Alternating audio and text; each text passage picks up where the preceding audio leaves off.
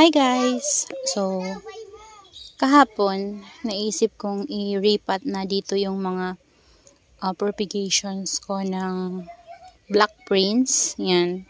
Mga lip propagation ko to guys ng Black Prince. So, nilipat ko na sila sa mga pot na to kasi dito ko na sila papalakihin. So, ayan sila. Ito yung ano ko to guys. Nakalimutan ko yung name nito. Pink spot. Parang pink spot yun guys. Yung galing kay Ma'am Nida. So, sobrang haba na ng stem niya guys. So, ginawa ko. Pinugot ko na lang siya. Ayan, 3. Kaso lang ito, pagbagsak niya, natanggalan siya ng leaves sa gilid na yan. So, hiyaan na lang natin. Ayan. So, inayos ko rin to. Nanguha ako kahapon ng cuttings ng ating this one. Ayan siya. Dito siya guys kasi nakita ko nga yung ganito natin ay may mga fungus. So, nawawala yung leaves. So, pangit naman. Para tubuan siya ng new babies and ganyan, maging compact ulit yung new baby niya na tutubo. So, kapag ganon, magandang tingnan, kompleto yung leaves kapag humaba. Ayan. So, dito naman guys, tinanggal ko yung mga pots ko dyan. Kasi yun yung dinagdag ko dito. Ayan. Tapos yung baby ng ano ko guys, Fly to the Sky, kinuha ko na, nilagay ko dito. Tapos, meron din akong lip propagation ng tiramisu. Ayan, 2 siya. Lipat ko na rin dyan. Ayan. Pero dito guys, nag-rearrange ako kanina. So, mainit ngayon. Yan, buti ngayon guys ay uminit na. Mainitan sila. And, meron kasi akong paparating na 10 pots na ganito na pots na malalaki. So, dito ko planong ilagay. Ayan. So, 10 pots yung kasyang-kasya sila dito. Yung mga nandito kasi guys ay nilipat ko doon sa kabila. Ayan. Dito. So, inayos ko pa rin sila. Yung nakaraan na napakita ko sa inyo, yung last day, binago ko pa rin guys kanina kasi parang hindi ako satisfied doon sa nagawa kong arrangement sa kanila. So, ito yung ginawa ko. Ayan. Nilagay ko dito yung mga big na natin ng mga echeverias. Ayan. So, nilagay ko dyan yung propagations ko guys. Cuttings propagation ng Darly Sunshine and din ng Ghosty. Tapos, ito, nilipat ko to dito. Ayan sila. So, tinanggal ko na guys yung mga flower stalk neto. Tsaka neto. Tapos ito, niripat ko dito yung Dusty Rose ko guys. So, ano na lang to guys, mga di ko alam kung cuttings pa ba to. Pa nang nasave ko to guys na cuttings. Lumiit sila. So, ngayon, lumalaki na ulit sila guys. Yan. Baby na lang kasi yan guys eh. Tapos, nag-rot before. So, ayan, nasave ko. Lumalaki na sila ulit. So, ginawa ko, inayos ko na lang sila sa pot na yan para mas gumanda sila guys. At pag lumaki sila, nandyan na sila sa pot na yan. Ayan. Laki na guys nung variegated purple delight ko dyan, no. Lalo na to, sobrang ganda ng variegation niya. Ayan. So, yan guys yung nagawa kong bagong arrangement sa kanila. Ngayong tanghali. Kanina. Ayan. So, yan. Si Black Champ.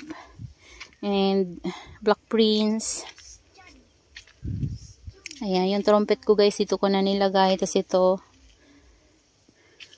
Ayan. Pero yung mga big pots natin dito, baka guys hanapin nyo, nandito na. Ayan.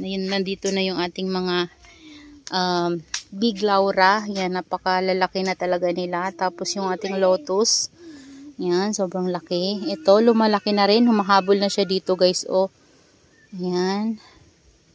Tapos, yung ating Monroe. Tapos yun. O, dyan ko sila guys nilagay. Kasi naisip ko, parang mas maganda silang tingnan dyan. Mas net. Kaso yun, ayusin ko pa yun guys. So, naipatong ko lang dun sa top. Meron pa ako ditong Black Prince. Yan, lipro pa lang din to guys. So, ililipat ko din yan. Tapos ito, si variegated, ano ito eh. Tito Buns. Yan, yung liprop ako. Tapos, ayan, ito, inayos ko. Bali, yung mga nandito, pinorward ko dun guys sa dulo. So, dun ko sila nilagay. Tapos, yung, ano ko guys, Thanos ko, nilagay ko na dyan. Tapos, ito, ayan, nilagay ko dyan yung ating mga variegated Tinkerbell, si Mule, si Leticia. Ayan, dyan ko sila nilagay. Tapos, dito yung ating mga Madibus. Ayan, tapos yung mga propagation natin case na iba. Ayan, naglinis na rin ako. So, meron na naman kasi mga dry leaves. Tapos dito, ginawa ko guys ay yung headpat natin, lagay ko siya dito sa may daanan. And yung mga ganito natin, pinagsama-sama ko rin para sama-sama sila. Tapos kanina guys, naisip ko na lang na i-cut ito. Kasi napapangitan ako sa itsura niya. So, ito yung nabili natin kay Ma'am Connie last time. Ayan. So, pinugot ko siya at dyan ko lang din guys pinatong-patong. So, para mas kumapal sila and ito, magkaroon siya ng mga babies, yung mga pinugutan natin. So, magiging mas lush at tingnan guys. Ayan. Yung hybrid Ellen natin, dito ko na rin nilagay. Ayan. Tapos, yung ito, nilabas ko na guys. Si red wink or red line. Ayan. Kasi yung isa natin na red line na nandito. Ayan. Yung isang red line ko to guys. Ang ganda oh. Nung nilabas ko siya dito, ang ganda na niya. Na girly-girly yung leaves niya and then mas mas kumula yung pagka-red ng kanyang tips. Ayan oh. Ganda niya no. Ayan. Tapos ito, si Osmanthus. Ayan. Tapos may lepro pa tayo ng variegated dyan guys, oh. titubans. Si Osmanthus, parang nagustuhan niya dito guys sa rain or shine. Kasi ayan, oh. Ayan. Sana mas tumaba yung leaves niya dyan. Ayan sila. Ito din ang ganda ng niya guys, so lining. Nung nilagay ko siya dito sa ulanan. Kaso, kailangan siyang tanggalan ng water kasi tingnan nyo guys, so nasa sunburn. Ayan. Nasa sunburn siya guys. Ito guys, sa red line din to. Tinabi ko sa kanya. Ito si Suyon. Ito red line din. Propagation. From yan guys baby and flower stalk. Nakuha ko na babies ng ating red line. Propagation ko. Laki nito guys, oh. Yan. Tapos, nangwa ulit ako guys ng new cuttings ng Marinate tsaka Mendoza. So, dun ko siya kinuha sa big pot natin. So, lush na kasi siya guys dyan. And, yan, walang laman. So, naisip ko na lagyan dyan guys, banda. Kasi may vacant So, para puno silang tingnan. Yan. Bago lang yan guys. Kanina ko lang yan ginawa. Kasi ito matagal na to. Pero pinugutan ko siya. Yung matatangkad na, pinugot ko. So, pinropagate ko ulit. Yan. Tapos, dito guys, ayan.